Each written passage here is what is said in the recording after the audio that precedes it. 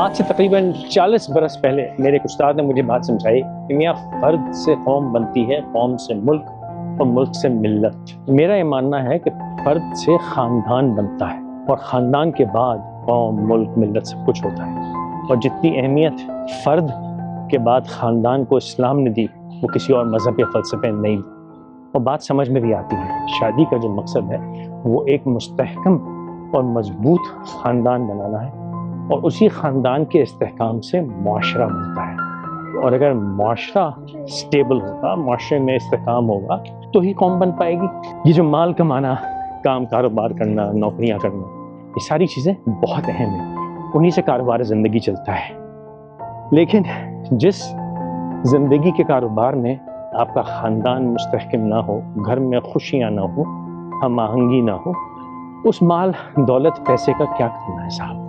یقیناً آپ کو پیسے چاہیے ہیں بجلی کا بل ادا کرنے کے لیے، یقیناً آپ کو پیسے چاہیے گاڑی ٹرانسپورٹ کے لیے، بچوں کو اسکول بھیجنے کے لیے، ان تمام چیزوں کے لیے پیسہ چاہیے۔ لیکن یہ تمام چیزیں اپنے گھر، اپنے خاندان کی قیمت دے کے نہ حاصل کیجیے، کیونکہ اگر خاندان بکھر گئے، اگر رشتے ٹوٹ گئے تو آپ قوم، ملک، ملت تو نہ بنا پائیں گے، لیکن خود بھی بکھر جائیں گے۔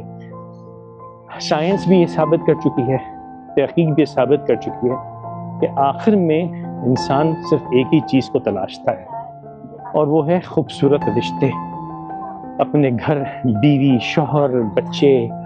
یہ وہ چیزیں ہیں جو بالآخر آ کے کام آتی ہیں۔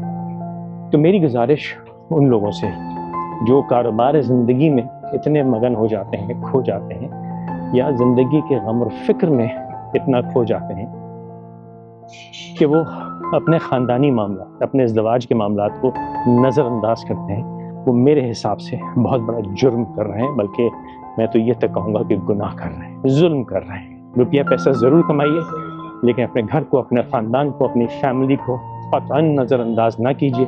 اپنے رشتوں پہ کام کیجیے، رشتوں کو مضبوط کیجیے، اپنے گھروں میں خوشیاں لے کے آئیے، سکون لے کے آئیے، سکھ لے کے آئیے، تبھی آپ قوم بنا پائیں گے، اور تبھی آپ خود بن پائیں گے۔ اور اگر قوم بن گئی، ملک بن گیا، ملت بن گئی، تو ترقی تو خود بخود آپ کے پاس آ جائے گی۔